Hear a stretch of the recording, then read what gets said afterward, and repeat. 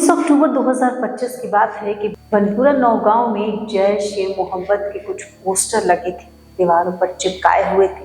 इसी बीच में जम्मू कश्मीर के पुलिस को पोस्टर दिख जाते हैं। पुलिस इस मामले को बहुत गंभीरता से लेती है और ये जानने की कोशिश करती है कि आखिर में ये जैश ए मोहम्मद के पोस्टर किसने चिपकाने की कोशिश की है। ये पाकिस्तान का आतंकवादी संगठन है और कश्मीर में इसका क्या काम है।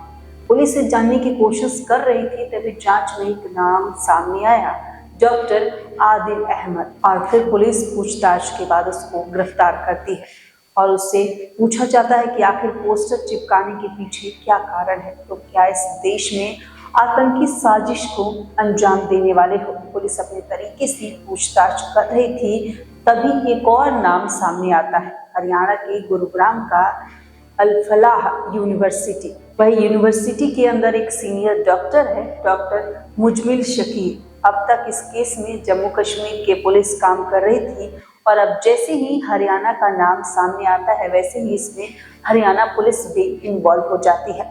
अब हरियाणा के पुलिस, जम्मू कश्मीर के पुलिस और साथ ही इंटेलिजेंस ब्यूरो को भी इस केस में शामिल किया जाता है, ताकि ये पता चल सके कि आखिरकार पूरा मामला क्या है।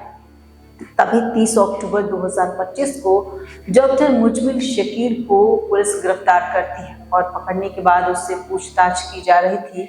तब उस पूछताछ में पुलिस को कुछ जानकारी मिलती है, कुछ सबूत भी मिलता है। पुलिस उससे पूछताछ करती है कि क्या तुम कोई बड़ी घटना को अंजाम देने वाले हो, इससे पहले कुछ बता पाता।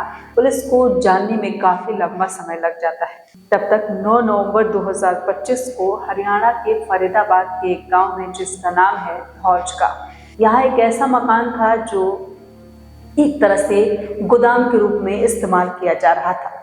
पुलिस जब वहां जाकर रेड मारती है तो वहां 12 छोटे बड़े सूटकेस मिलते हैं। तब उसके अंदर और उस सूटकेस के अंदर 358 किलो विस्फोटक पदार्थ मिलता है, यानी। और इसी जगह पर पुलिस को कई तरह के हथियार भी मिलते हैं, जैसे AK-47 3 मैगजीन, 84 जिंदा कारतूस, एक पिस्तौल भी मिलती है। पुलिस हर तरह से खुशी मना ही रही थी और उन्हें लग रहा था कि देश में होने वाली बड़ी आतंकी घटना को टाल दिया गया है। तब तक एक बहुत बड़ा धमाका हो जाता है, ऐसा धमाका कि उस धमाके की गूंज पूरे हिंदुस्तान में नहीं बल्कि आसपास के मुल्कों में भी गूंजती है और इसमें कई लोगों की जान चली जाती है, 30 से ज्यादा लोग घायल हो जाते हैं। नमस्कार, मैं दिव्या तिवारी और आप देख रहे हैं गौरव। 10 नवंबर की शाम दिल्ली का दिल उस वक्त दहल उठा जब एक सफेद I-20 कार में अचानक धमाका हुआ।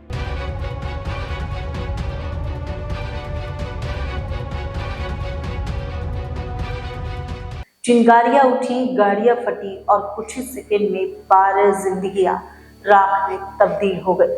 शुरुआती जांच में जो सामने आया, उसने दिल्ली पुलिस से लेकर सुरक्षा एजेंसियों तक को हिलाकर रख दिया। ये कोई आम हादसा नहीं, बल्कि जैश ए मोहम्मद से जुड़ी आतंक की एक सटीक साजिश थी। आपको बता दें कि धमाके वाले दिन सुबह 8:13 बदरपुर टोल प्लाजा पर CCTV में दिखी सफेद रंग की I-20 कार, जिसमें ड्राइविंग सीट पर बैठा शख्स काले रंग का मास्क लगाया था। उस वक्त किसी ने सोचा भी नहीं होगा कि यही कार शाम तक दिल्ली को झकझोर कर रख देगी। दोपहर 3:19 पर लाल किले की पार्किंग में ठीक 7 घंटे बाद कार लाल किले के भीतर सुनहरी मस्जिद के पास पार्क हुई। कार में सिर्फ एक आदमी था। कार पार्क करने के बाद 3 घंटे से ज्यादा उसी सीट पर बैठा रहा। ना तो उसने खाया ना उतरा, बस खामोशी से बैठा रहा। उसकी पहचान अब डॉक्टर उमर मोहम्मद नबी के रूप में हुई है। शाम 6:23 पर उसने कार स्टार्ट की, पार्किंग का पैसा चुकाया और बाहर निकल गया। पार्किंग से धमाके वाली जगह की दूरी सिर्फ 300 मीटर थी। ट्रैफिक के कारण पहुंचने में 15 मिनट लग गए। शाम 6:38 पर लाल किला रोड पर भीड़ भाड़ वाली सड़क पर अचानक उस वक्त I-20 कार में जोरदार धमाका हुआ। आग का गोला बना मलबा बिखर गया। आसपास खड़ी कई गाड़ियां उसके चपेट में आ गई। जब तक आग शांत हुई तब तक 12 लोग मर चुके थे और 20 से ज्यादा लोग गंभीर रूप से घायल हो गए थे। अब सवाल ये उठता है कि उमर 3 घंटे से कार में बैठा क्या कर रहा था? क्या उमर का निशाना लाल किला था या वो किसी और जगह धमाका करना चाहता था, लेकिन गलती से ये ब्लास्ट हो गया? इस सवाल का जवाब मिलने के लिए जांच एजेंसी अब 24 घंटे पहले के घटनाक्रम में लौट गई। 9 नवंबर के सुबह जम्मू कश्मीर पुलिस को सूचना मिली कि जैश ए मोहम्मद से जुड़े कुछ आतंकी फरीदाबाद में छुपे हैं। फरीदाबाद पुलिस की मदद से धौज इलाके में छापा मारा गया।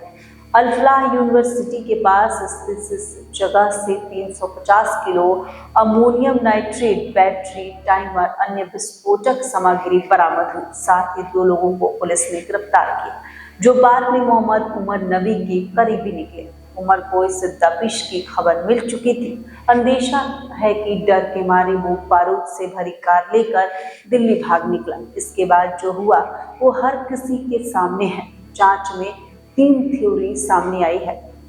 दिल्ली धमाके की 3 थ्योरी। पहली थ्योरी, उमर का टारगेट लाल किला ही था। जैश ए मोहम्मद का मकसद हमेशा इंटरनेशनल पब्लिसिटी रहा है। लाल किला से बड़ा प्रतीक शायद कोई और हो ही नहीं, लेकिन पार्किंग में धमाका करने से नुकसान सीमित होता है, इसलिए उसने इंतजार किया सही वक्त और सही भीड़ की।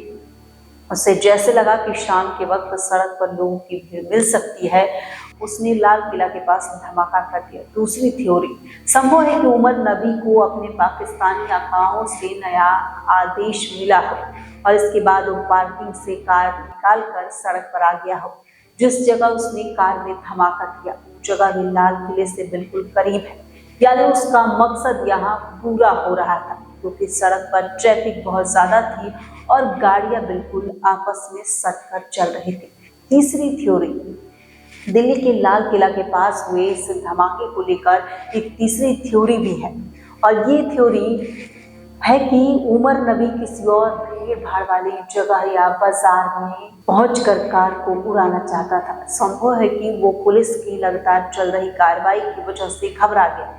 ऐसे में बहुत मुमकिन है कि लाल किले के सामने एक्सीडेंटली कार में धमाका हो गया। आपको बता दें कि मोहम्मद उमर नबी पेशे से डॉक्टर था, पुलवामा का रहने वाला था, लेकिन असल में वो जैश ए मोहम्मद के आतंकी मॉड्यूल का हिस्सा था। इस मॉड्यूल में उसके 3 साथी थे, डॉक्टर मुजमिल, डॉक्टर आदिल अहमद और डॉक्टर शाहीन। इस मॉड्यूल का खुलासा 1 नवंबर को हुआ, जब जम्मू कश्मीर पुलिस ने डॉक्टर मुजमिल को गिरफ्तार किया। 6 नवंबर को सहारनपुर से डॉक्टर आदिल को पकड़ा गया। दोनों की गिरफ्तारी इस नेटवर्क के बाकी सदस्यों का खुलासा हो गया। फरीदाबाद में डॉक्टर मुजमिल के किराए के घर से पुलिस को भारी मात्रा में विस्फोटक, टाइमर और तार मिले। वहीं बाहर खड़ी कार डॉक्टर शाहीन की थी, जिसमें से एक असॉल्ट राइफल बरामद हुई। और इसके बाद पुलिस ने फतेहपुर टागा गांव में मौलाना के घर पर छापा मारा, जहां से 2500 किलो अमोनियम नाइट्रेट मिला और इसके साथ बैटरी और टाइमर बरामद हुए। इसी दौरान उमर नबी फरार हो गया। शायद उसी वक्त उसने ये आत्मघाती सफर तय किया।